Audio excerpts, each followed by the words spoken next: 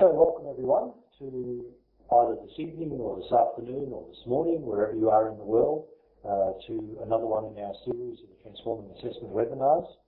One of the wonderful things about this, of course, is you could be sitting anywhere in the world participating with this. It's one of the advantages of having this technology. So tonight we're going to hear tonight here in Melbourne where I am, but morning wherever you are, or afternoon. We're going to hear from Dr. Helen Stallman. Helen is from the University of Queensland in the schools of medicine and pharmacy, so the Faculty of Health Sciences.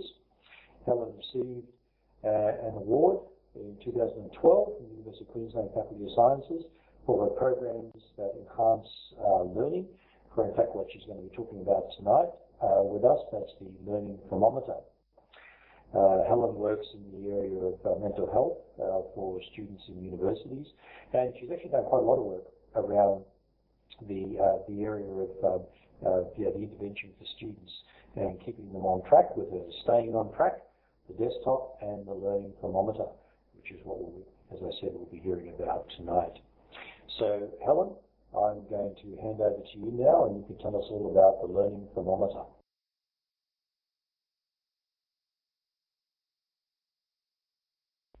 Thank you, Jeff, and welcome everybody. Even though I can't see you, this is a little bit daunting, but also very exciting to be able to talk to you this afternoon for me about the Learning Thermometer and how it can be used to improve student learning outcomes.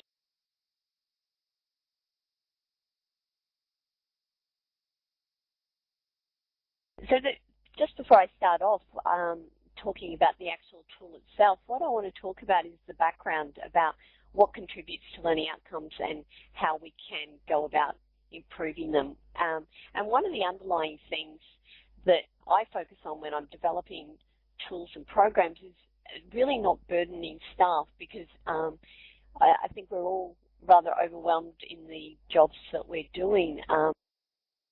And so it's not really sustainable to have lots of new things that we do that just take away from the time that we've already got and the very limited time. So that's really an underlying principle. Firstly, just to give you some background, we've done quite a lot of research looking at the psychological distress of university students here in Australia. And the first two graphs here, 2008, 2009, were just general population studies of the distressing students. And what we've done is compare that to the general population, and this is taken from our National Mental Health Survey.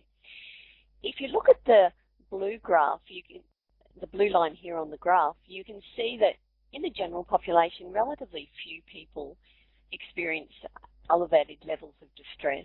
So most people are pretty much doing okay, with a smaller proportion who have levels of distress, and a very small portion shown there in the purple that have very high levels of distress. If you compare that to the first two bar graphs, you can see that the majority of university students actually have higher levels of distress. Relatively few of them have normal levels of distress. And these very high levels of distress shown in these graphs are fairly consistent with research that's come out of international studies as well. So, if we're thinking around 83% of people having elevated levels of distress, what does that mean in terms of their learning? What we've also looked at is what is this impact of the distress on just their disability. And by this, we've asked them the question about the number of days in the previous month that they were either totally unable to work or study, and that's in the dark red or pink, depending how that's coming up for you, and also the number of days that they had to cut back. So that's in the lighter colour. And you can see there that with increasing amounts of distress, students are actually more disabled. And for those students who are very highly distressed, they can lose up to a month in the previous, up to half a month in the previous month, where they feel that they've had to cut back in some way on their study. So if you think about that for a moment, that they've still got all the university demands that other students have, but they've actually lost almost half the amount of time that they've got to do that. So that's then increasing their levels of distress even further, probably. And so what we find then is that then has a huge impact on their grade point average or their outcomes. So there's a nice linear relationship there that the more distressed you are, the more likely that is to have an impact on you. And this particular graph was taken from our large sample that we did in 2008. And the thing to keep in mind here that we had relatively few students in this survey who were actually failing. So these are just the people that are actually getting through. It's probably more likely that the students who are very distressed and are failing are the ones that we're going to see the dropout for as well, so increased rates of dropout. Also, these high levels of distress also put students at risk for mental health problems as well. So I've just got a question there from Iris. Iris, this was a measure of generalised psychological distress on what's called the K10, for those of you who are familiar with that. It's just a brief screening instrument that picks up generalised anxiety and depression symptoms.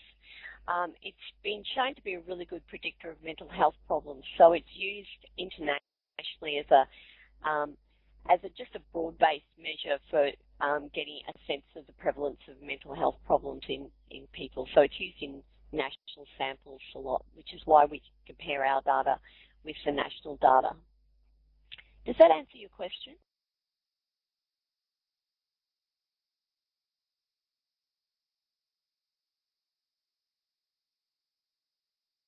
Yeah, so generally students will have assignments. I'm just answering Susanna's question here about whether we have exams every year at the end of the academic year. We tend to have them at the end of the semester, so most students would have assignments during the semester and then they'll have an end of semester exam, though not all.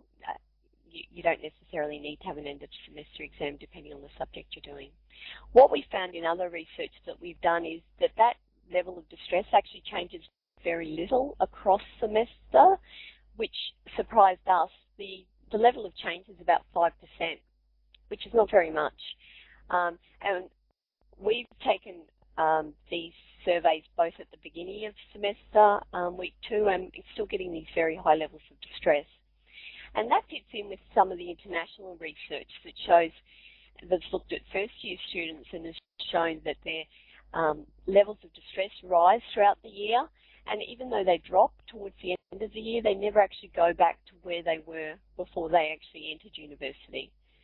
So there's something about being at university that increases distress levels.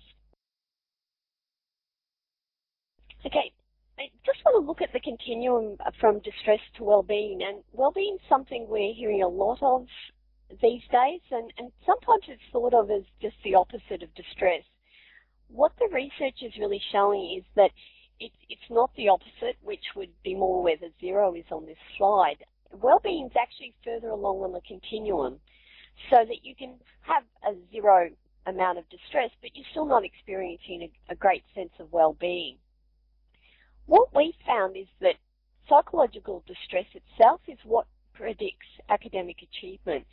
And some of our studies have shown it predicts around 60 to 70% of students' final grade. And I think the reason for this is that what distress does is it impairs your attention, your concentration, your memory, and they're all your learning functions. Whereas well-being is related to resilience, that ability to bounce back when things are difficult or you're having trouble coping. And what we found is that well-being is correlated with students' reports of course satisfaction, which again isn't really related to their academic achievement. So they're coming out in the literature as two very different constructs. And of course, we don't just want students to have 0 distress. We'd really like them, particularly as graduates, to have a good sense of well-being and be able to cope with situations that are stressful, both during their time as a student, but also then as they go into the workforce. I'm just looking at your question, Iris. Has resilience been associated with particular generations? And that's a really good question, and I'm just about to come to it, if you don't mind just holding off on that for a moment.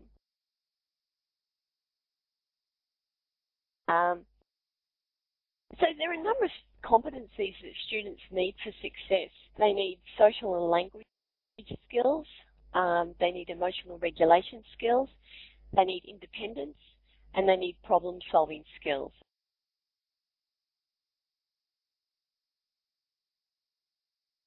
And I'll just very quickly run through what we mean when we're talking about these. The social and language competencies are things like being able to express your ideas and your needs appropriately, being able to get assistance, having empathy, so being able to be aware of the feelings of other people, and also understanding how what you do impacts on other people.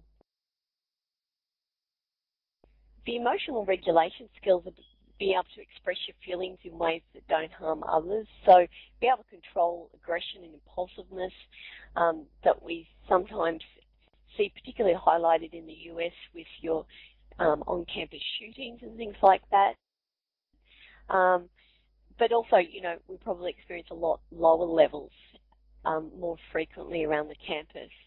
Also being able to maintain positive feelings about yourself, even when things are going not the way you expected, such as if you get a disappointing mark or a grade, and then being able to accept reasonable limits and rules. And so being part of that greater society. The independent skills of being able to do things for themselves, being able to complete tasks on time, get involved in things, and to be able to take responsibility. And then finally, those problem-solving skills, be able to show an interest in things, ask questions, develop ideas, and generate solutions, and come up with ways of dealing with that. Now, I just wanted to share with you, and going back to Iris's question about has this resilience changed over time, and there's a really nice meta-analysis that came out of the States that looked at a common measure of personality that measures a whole range of things, and they reviewed every study on students between 1937 and 2007, and they found that there were significant differences over time, with students in 2007 being a lot more self-centered, a lot more narcissistic, a lot less able to accept authority, and constantly challenging both family members in terms of authority, but also outside authority measures. They were more sensitive, they're more sentimental, they had an overinflated sense of their own skills and abilities. And then, probably not surprising based on all of that and based on these competencies that students need, they found high levels of depression in students. So there is some evidence out there that students today have less resilience. They have less of those skills to be able to manage situations and be able to get through them and still feel okay about themselves. Iris, does that answer your question?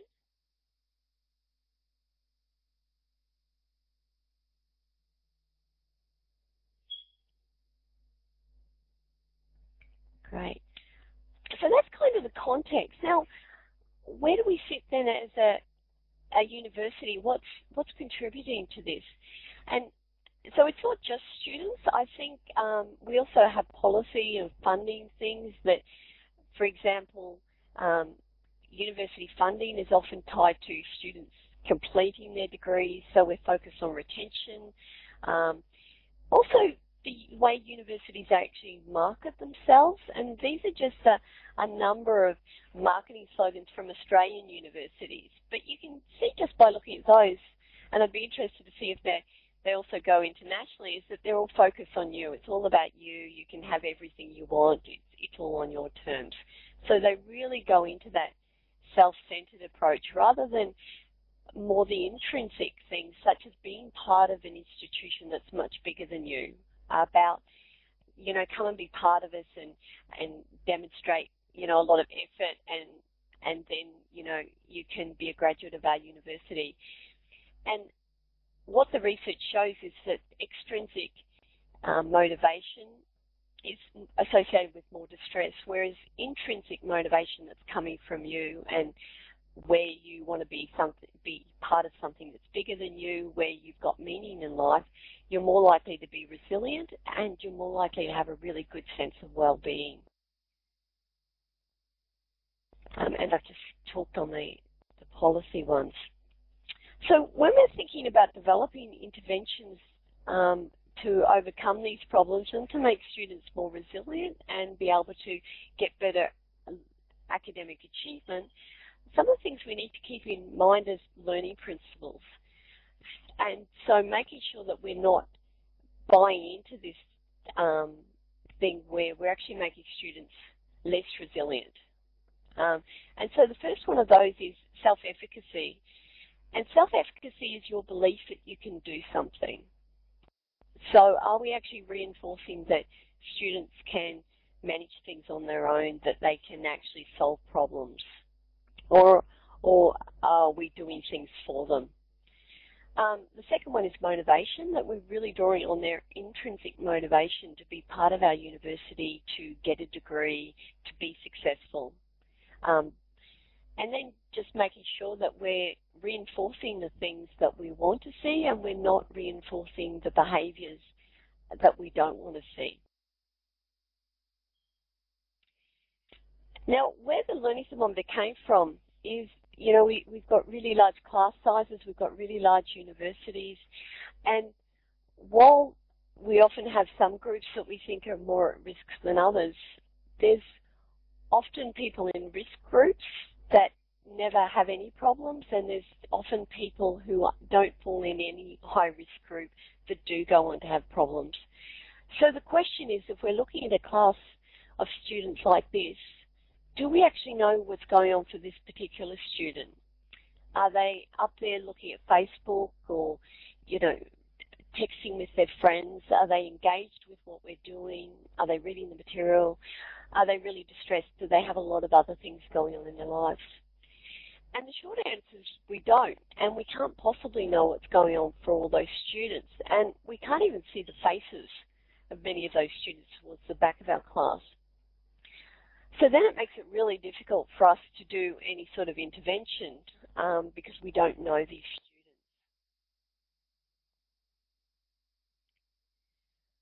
So one of the things we need to keep in mind is whose goals are we working towards when we're actually putting the interventions in place. So we firstly work out what our outcomes are, then we look to the evidence base on how we can intervene to achieve those outcomes, and then we take responsibility for doing things that will get those outcomes. Now, if those outcomes belong to the university, they're things like retention or satisfaction of students, then it's the university that has to be doing all the activities, and the university has to take that responsibility. And so just looking at those things, you can see when we go back to the student competencies that, you know, the student's not in there at all. They're not doing things. They're not having the responsibility. If we change those outcomes around and look at student success as the outcome, then we can change what it is that we need to do, that we need to develop those personal and professional competencies.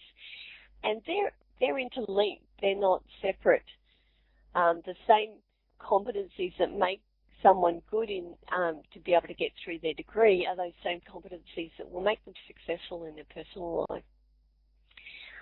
And then what we can do is support the development of those competencies rather than take responsibility for the student actually achieving them. So we can create an environment that is conducive to those actions by the student. So the characteristics to think of for a universal intervention, and by this I mean an intervention that's for all students, so that we capture all of those students, irrespective of whether they're in a high-risk group or not.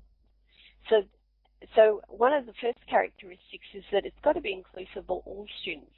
All students have to have access to it.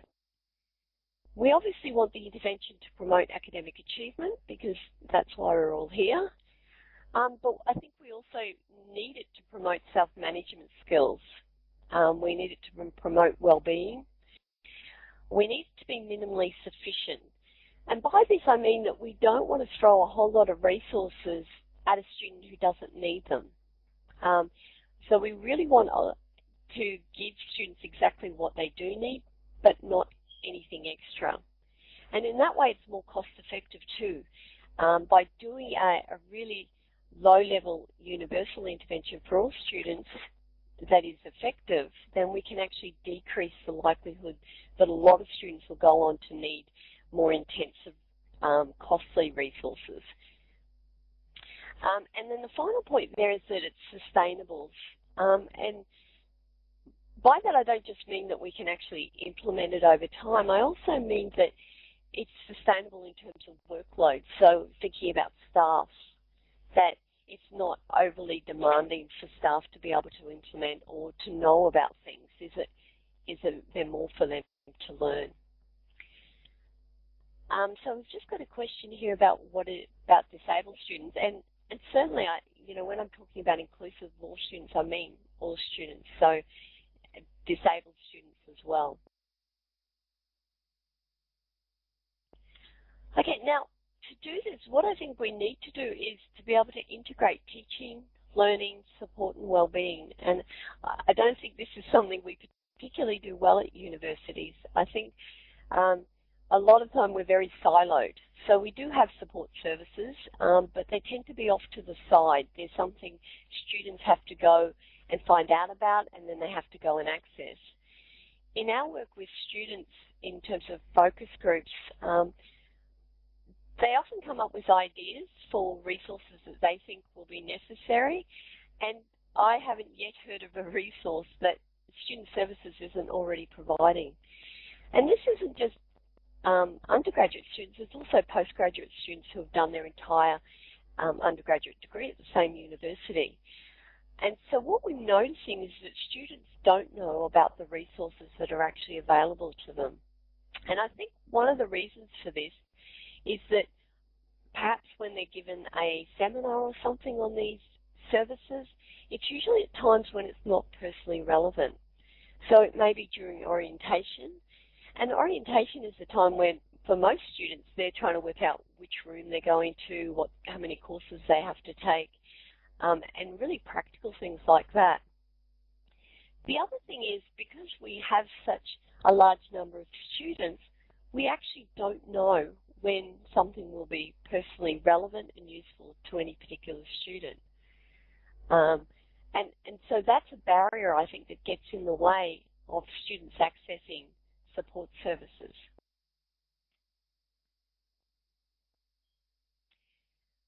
So some strategies for overcoming these obstacles. Firstly, I think we need to be student-centered. And by this, I don't mean doing more for the student. What I think we need to be thinking about is putting ourselves in the shoes of the student and thinking about what would that student need, how would they access things, how likely are they to do certain behaviours. I think we need to integrate our teaching with our learning, with our support, with our well-being. These all have to be on the pathway that students are on, which is to graduate.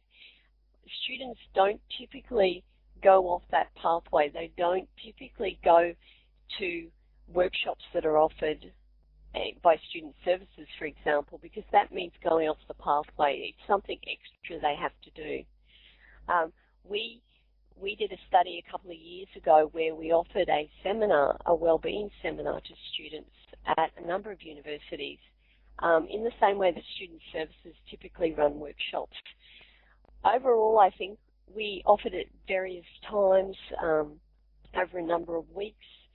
And what we found, I think the most we ever got at a seminar was 5 people. We then ran the same seminar within a course of 400 students, and we got overwhelmingly positive feedback about the seminar, with only 2 of the 400 students saying, there's nothing in that for me.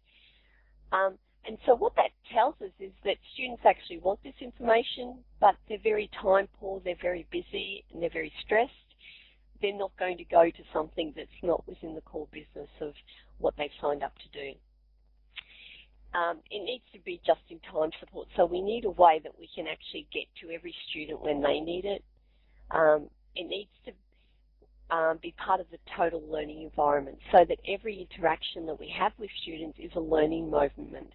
It's not just those times when they're in a lecture theatre or a tutorial that they're learning from us. So we're either positively reinforcing the competencies we want to see, or we may be at times reinforcing the behaviours that we don't want to see. I think one of the things we also do poorly in universities, and I don't have solutions for this one at this time, is there aren't a lot of opportunities to learn from mistakes. And typically this is the way this is the way we as humans learn.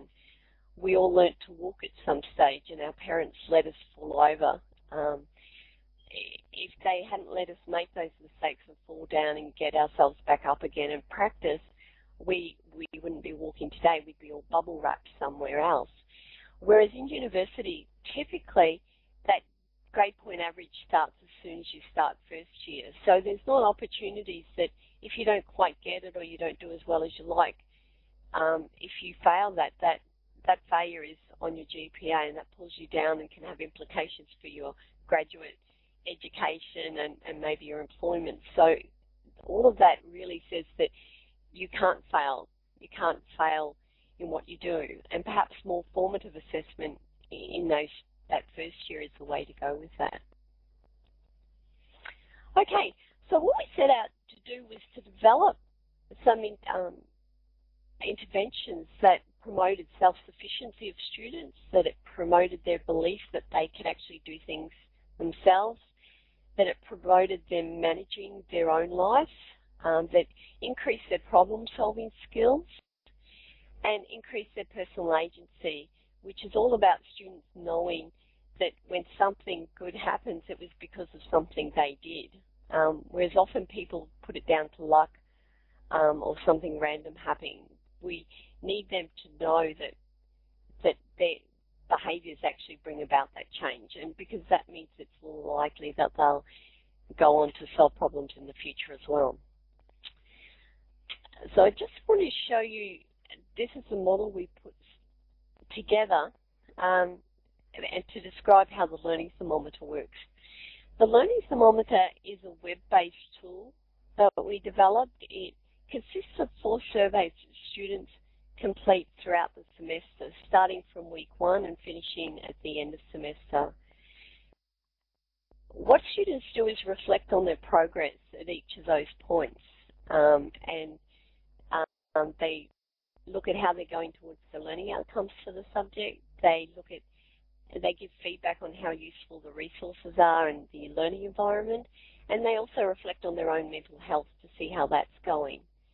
After they do that, they get personalised, tailored feedback. And if they're not doing so well, they actually get a list of strategies that they can do. I think I've got that here in a minute. So they get this list, and it's in a hierarchy like this, firstly with strategies that they can use.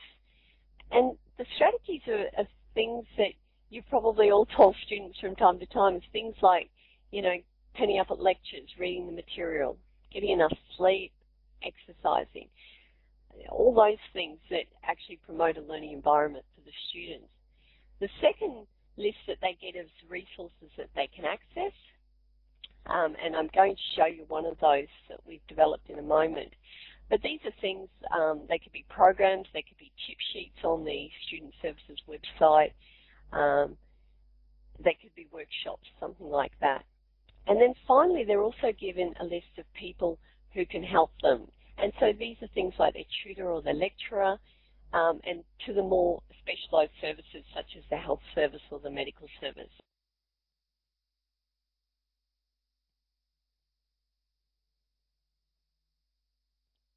Now you can see, just coming back to this, students then are prompted to choose one or 2 or 3 things from that list that they're not currently doing that they think might be useful for them. And once they tick those, they're emailed a personalised learning plan. And so you can see here with these blue arrows, that's in the student's domain. So what the Learning Thermometer is providing a framework around them, but actually getting them to solve problems.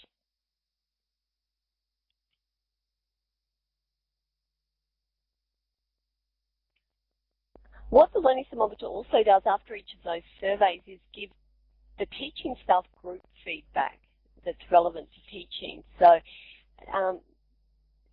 whatever the student answers personally is completely confidential, so no one can access that.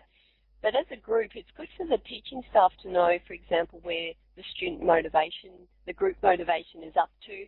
So from week 2, they can start making changes and highlight things such as how what they're learning is more relevant to the future, make things more interesting for the students, talk about the resources and the environment and areas people might be having difficulty. So in this way, the Learning Thermometer actually creates an electronic dialogue, so to speak, between teachers and students, rather than waiting till the end of the semester to get some feedback about what students thought of the course. So again, it can improve student learning in that way by making those changes during the course.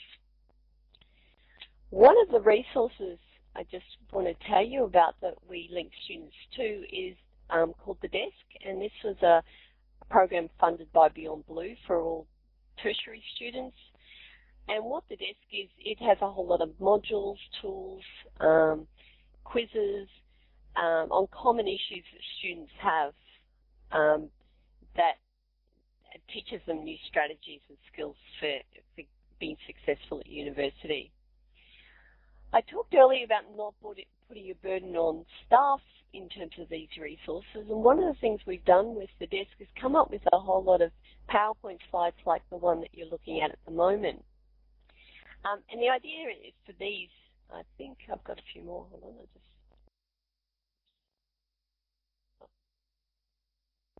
on, the idea behind these PowerPoints is that staff can actually just put them in their current lecture slides at any time during the semester. And say, well, look, you know, the assignment's due in 2 weeks, for example. A lot of students procrastinate at this time. You might want to go to The Desk. And again, it's very little work there on the part of the lecturer. They don't need to know much about The Desk at all. All they need to do is put the slides in. And yet, for many students sitting there in the lecture theatre at that time, whatever they're recommending is probably relevant. And we've even put the QR codes on these PowerPoint slides so that any student who has a QR reader on their smartphone or their tablet can hold that up and be linked immediately to the website.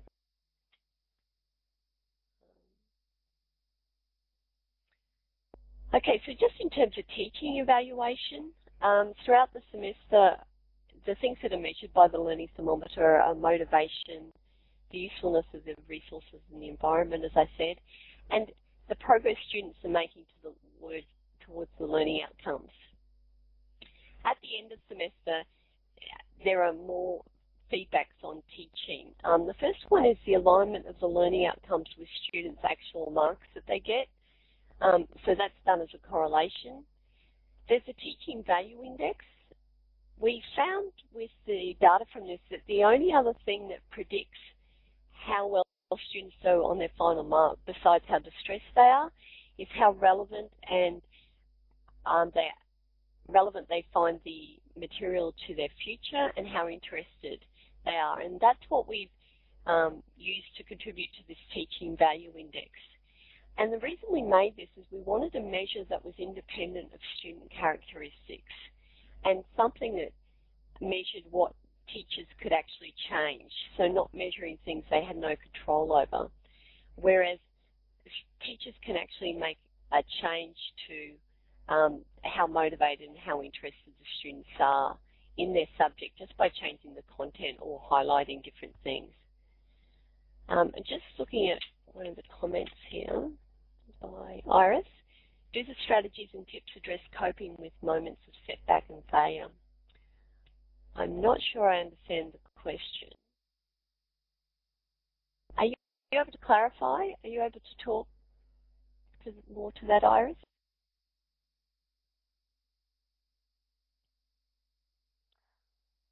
Oh, hi. Hi, Helen. I was just Hi, wondering. Iris. Oh, hi. I was just really wondering about resilience. And so there's a lot of stuff you're doing which is absolutely fantastic about helping people and being supportive, but is part of resilience coping with these kinds of setbacks and having strategies for looking ahead and enabling that kind of personal agency when things aren't going always rosy as one would hope it would be, you know? Oh, absolutely. So all of these are built around that idea of building resilience. So the feedback that students get, all those strategies are resilience-building strategies. We don't refer to it as resilience, and we don't refer to it as mental health, because what we found is those words turn students off. What we frame it within the context of students being successful, that if you want to be more successful in this course, these are the things that you need to be doing, and these will help you be more successful. So we frame it again from student-centered, like where are they coming from, what do they want? But yes, all of these strategies, everything in the desk is all resilience building.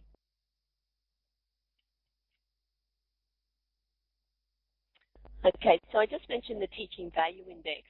We also have in there a measure of student satisfaction, and as I said, typically that's not correlated with students' marks at all, but it actually just gives that feedback about what students thought of the overall course, and that's collected at the end of semester. And then we also provide a correlation between student self-reported attendance and their final marks as well, and that's really useful to find out how necessary is actually coming to class for your particular course. And all of these things are very specific to the course that they're doing. For example, a counselling course that I was running had a 77% predictive rate for attendance with students' final mark, but then that was a very practical subject that you actually missed most of it if you didn't actually come to the lectures, whereas for some other subjects you could probably get a lot of it offline, online, or in other ways, and it might not be relevant, but that's useful information coming back to you so that you can use that in terms of your preparation. Just the question there is attendance taken at uni. I think it depends on the subject. So some people take attendance, other people don't. There's no university-wide policy on taking attendance. I think it usually depends if you think it's actually necessary and a critical component that people are there for things. But it's recorded in the Learning Thermometer so that you have that data anyway. Now I just want to show you what this data looks like so that you can get an idea from it. This is a screenshot from the results page in the Learning Thermometer, and you can see the red buttons at the top. You can view all of the data at once. You can view the individual weekly data. You can view the summary data, which I'll show you in a moment, and you can also export this. This just exports down into an Excel spreadsheet.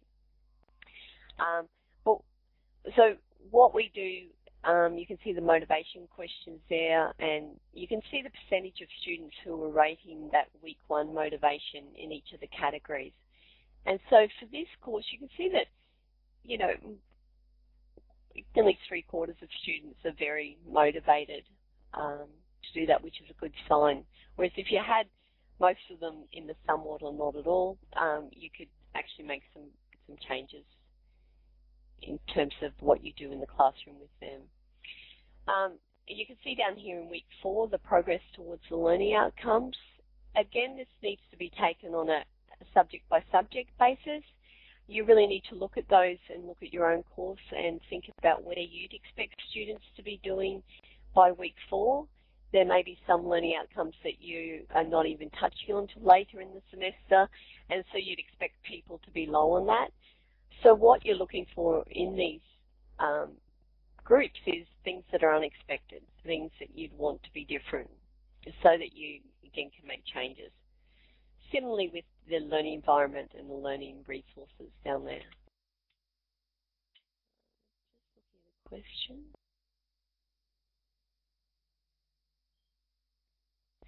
Just a question about the contribution of e-learning to student anxiety. I think one of the big problems with e-learning is the lack of connection that students have.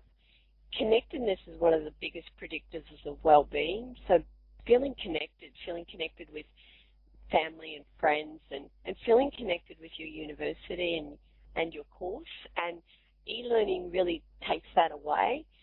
I think the other danger for a lot of students is it's all well and good to say that I'll do something online or I'll look at the recorded lecture online, but if they don't do that, so you need a lot more motivation if you're doing things by yourself.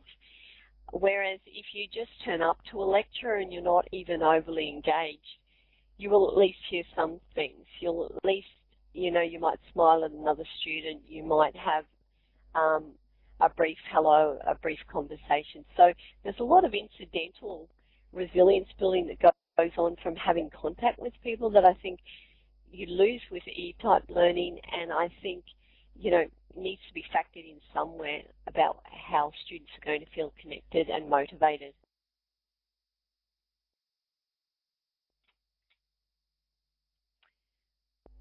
This is one of the first bits from the summary page. This is the alignment of learning outcomes with final marks, and these are just correlations, so they go from 0 to 1.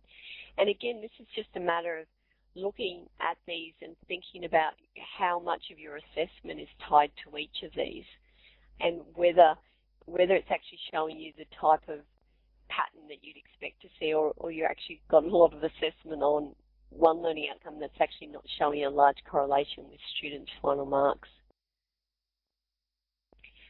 Here's the screenshots for the Teaching Value Index, student satisfaction questionnaires, and the attendance that I mentioned.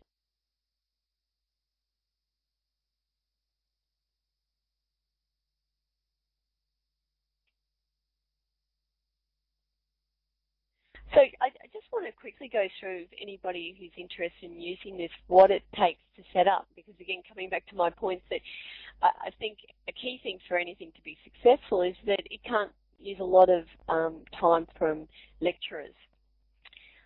All you do to set it up once it's being used at your university is put in your subject code and name. You tick the weeks that you have lectures in, click next.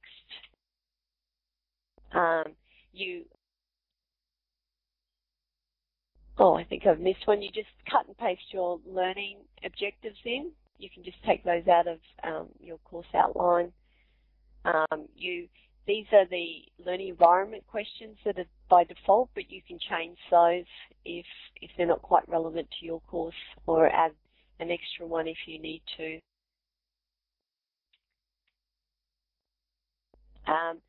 Once students get to the feedback, so students who are doing really well, they get some written feedback, and lecturers put that in beforehand. So it could be just something simple like this, that you want students who are doing really well to receive. So it'll be something like, well done, sounds like your learning is going well, something like that.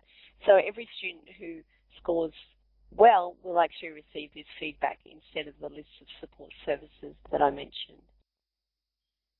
And then you're presented with these lists of outlining all the support services at your uni, and all you need to do here is just tick which ones are relevant to your subject. So, for example, if I had presentations in my subject, I'd tick the presentation skills. If I had an exam, I'd do anything on exam preparation. And the idea here is that students aren't overwhelmed by having to sort through a list of every possible resource at the university. It's really about them getting here's some strategies or resources that will be useful to you now in this particular subject.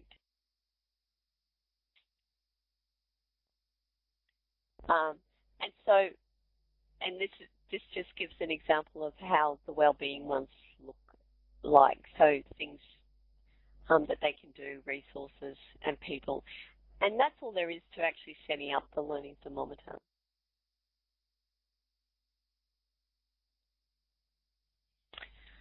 So just to wrap that up, I think the implications are this focus on the promotion of success rather than just managing problems. And what we've aimed to do with the Learning Thermometer and the desk is to close this loop between learning, teaching, wellbeing and support and integrate them together so that one thing leads to another thing while still reducing the workload for everyone with an aim of hopefully having more resilient students and then better student graduate capabilities. And hopefully, students are learning through the process that they've really got skills then to promote lifelong success. I've just got a couple of extra questions here. Lots of questions. So just question is there an issue with having too many surveys for students? I think the purpose is why. So what's the purpose of the survey? They're quite quick for students to complete and students are getting something. I think when students are just giving information all the time, and I'd probably worry if there was just the teaching side of the Learning Thermometer, but the main part of the Learning Thermometer was actually to give to the students, that it actually wraps around students, and that it's by that wrapping around that actually benefits the particular student.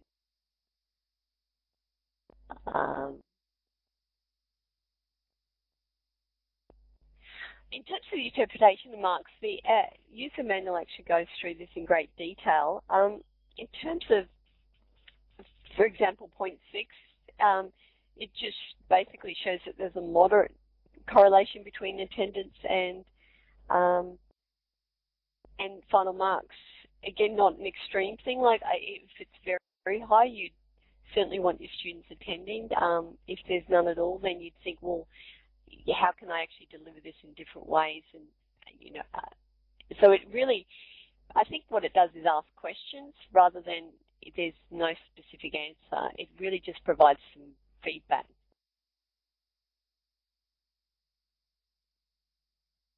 Welcome back, Laureen.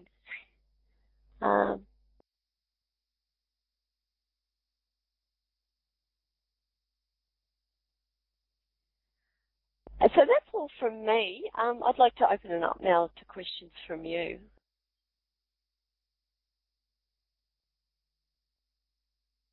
Whilst the question's coming in, what I'd like to do is put up the feedback survey. So that slide will show for a few minutes.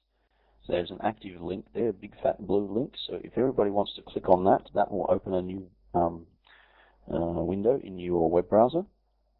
And please feel free to continue typing in questions, raising your hand, and I'm sure Helen will answer more questions as we go. I think there was a question about recordings. If there is a recording question, it'll be in the next few days. I'll send around an email when it's ready.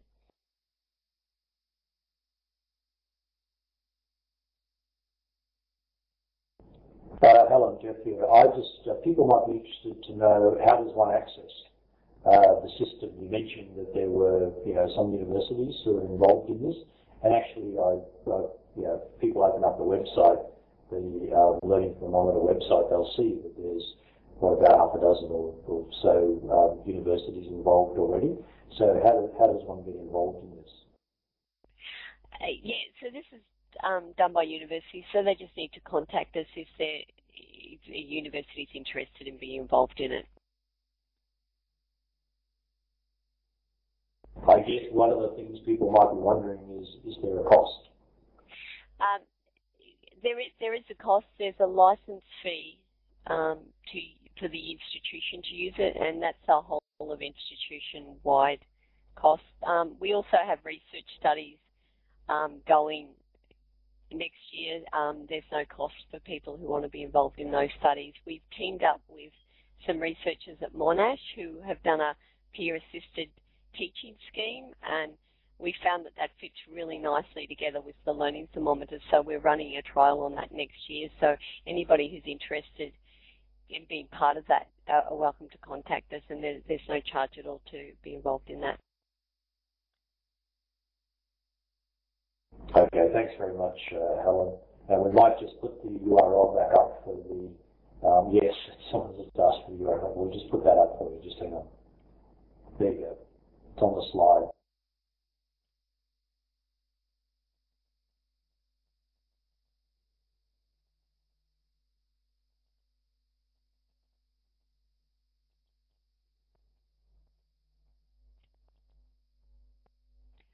Chris, you please take the mic.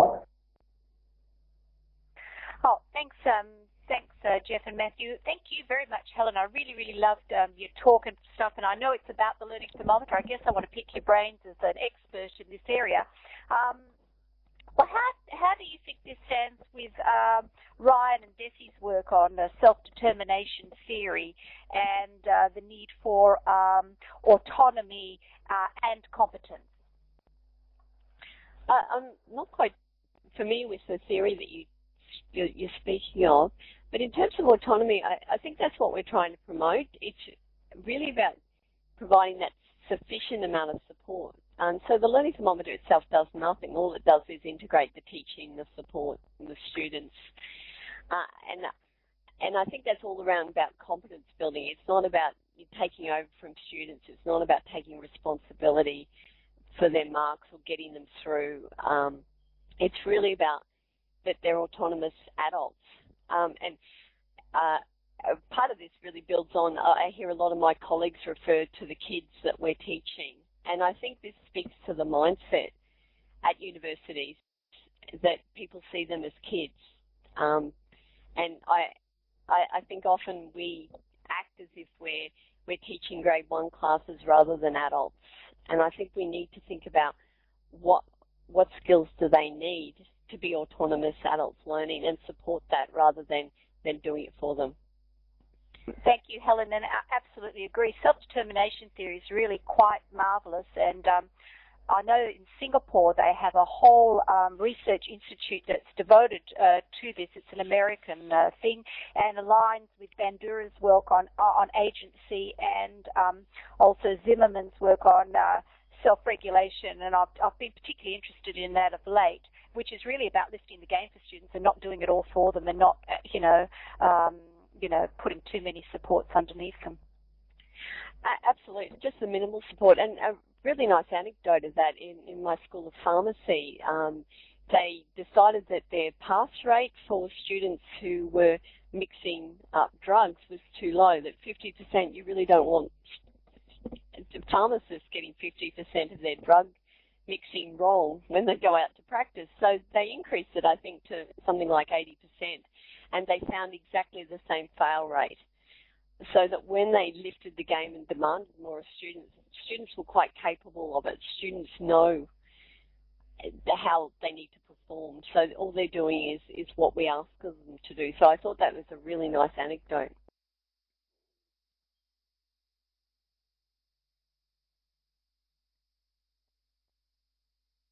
Helen, I see Terry's written in a question there. If you'd like to have perhaps have a look at that. Yeah, Terry, can you clarify that a bit more?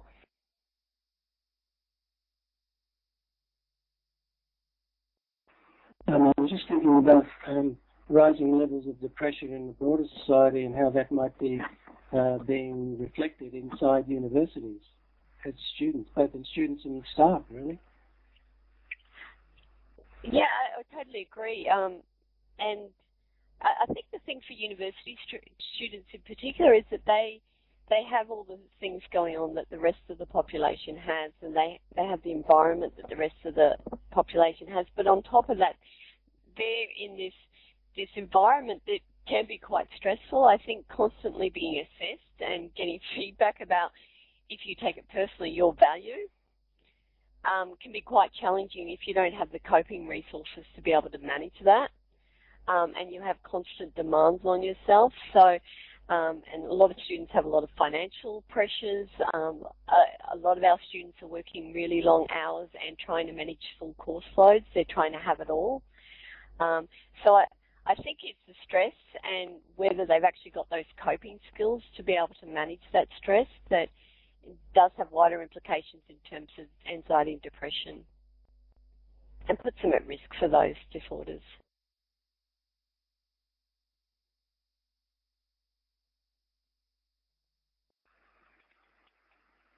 Great, thanks, Helen. That was really good. Great presentation. Thank you. Thank you.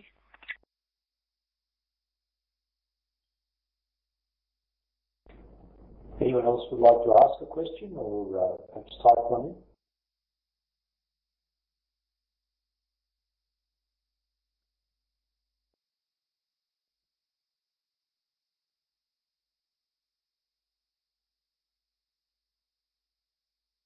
Helen, while people are probably typing things in there, perhaps if I just ask a question. Do you see from these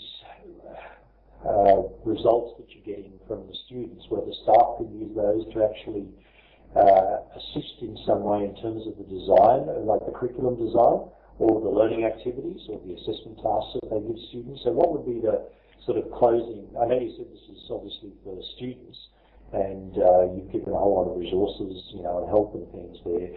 But what's in it for the staff? Like, what should they do with these sorts of results? Absolutely, that's a great question. I think for the staff, it gives back some more objective data than they've been able to get before. So, and I think a few people have highlighted it doesn't give definite answers. It doesn't say if this, then that. It really, I think, opens up questions about your subject. So, for example, if you're getting low correlations between your learning outcomes and your final marks, and the user manual spells this out in detail, it gives you a whole lot of things to think about in terms of, do students actually know the learning outcomes? Are the learning outcomes aligned with the assessment? Are the learning outcomes written in a way that people can actually understand them? So it prompts a lot of thought around the course, where you can think about, well, what do I do with this? Similarly, around the environment or the resources. For example, if all your students are giving feedback that the textbook is completely useless, why are you using that textbook? Or, why have they actually bought the textbook? Are they using it? Or maybe you haven't got to a part in the semester where you're actually using that. So you've got to use the information you know about your course to then interpret and ask questions, I guess. But I also think, especially during the semester, I think it's something you can actually take to the class too. You could say, I've noticed that the majority of people are saying the textbook's not very helpful. Can we, spend 5 minutes just talking about how people are using that? So I think it opens up areas for discussion. Yeah, thanks. Amanda's just got a question in there, perhaps about scale.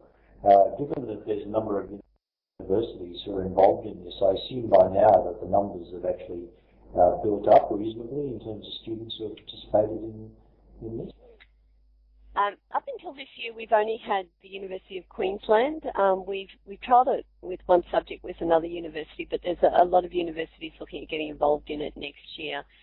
One interesting statistic, though, that I failed to mention in the talk was we were running this as a voluntary thing originally, and what we found consistently across all courses was that students who did the Learning Thermometer got significantly higher marks than students who didn't. And I think what this really points to is not about the Learning Thermometer per se, is that it's about the students who are engaged. The students who are engaged will do anything that the lecturer suggests might be useful to them. And the ones who didn't do it are the ones who are disengaged. They're the ones that we're missing already and are falling through the cracks and who really need the support. So what we've recommended is that it's actually a compulsory part of the course, so that it does actually fulfill its purpose of actually surrounding students and being able to give every student the feedback that they need if and when they actually need any support during their time at university. Yeah, thanks, Helen. So other questions? Okay, sorry, Amanda's just typed in one again. The compulsory element is still up to the lecturers who use it, so it's not something we can actually do. It's just a recommendation in terms of actually it doing what we actually aim to do. The other part with making it compulsory is that your teaching data, I think, is fairly useless if you only get data from a small number of people. That you really want to be getting teaching data from the majority of your class to be able to use that in a meaningful way. But at the end of the day, it's up to lecturers to do that.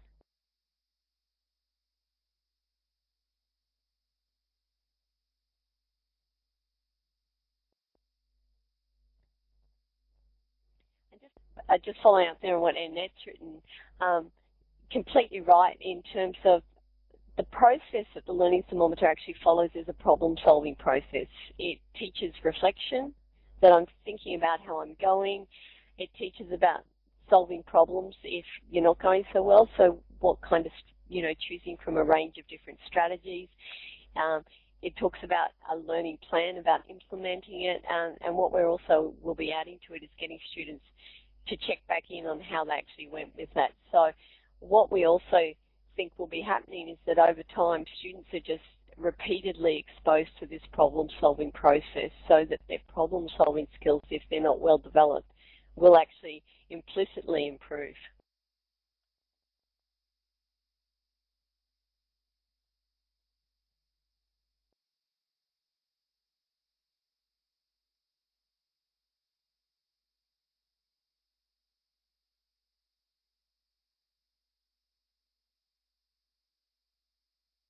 A couple more there for you, one from Amanda and one from Helen. Okay.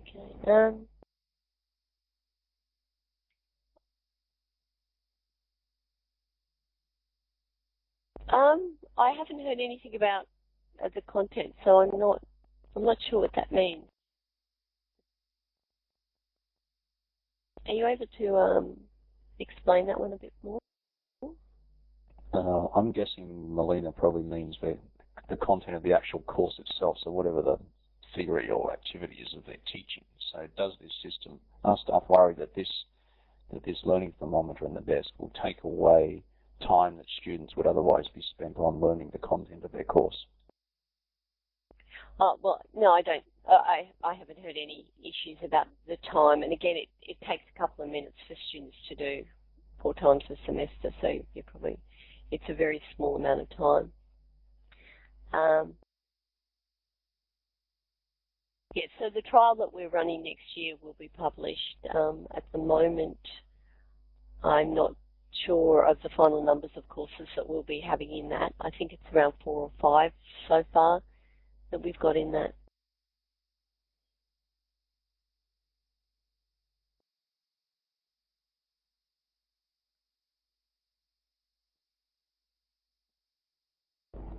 Any other questions from anyone or any other comments?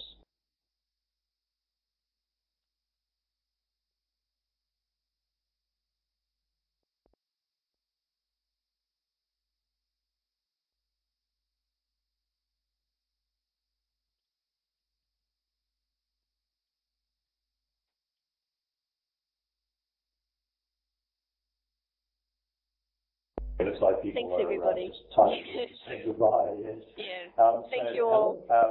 Helen, maybe I'll give you a formal thank you on behalf of everyone who came today, tonight, this afternoon, wherever you are in the world. And Helen, thanks very much for your time. That was really interesting. It was great for us to see the thoughts behind the Learning Thermometer and also to see the actual, the artifact itself.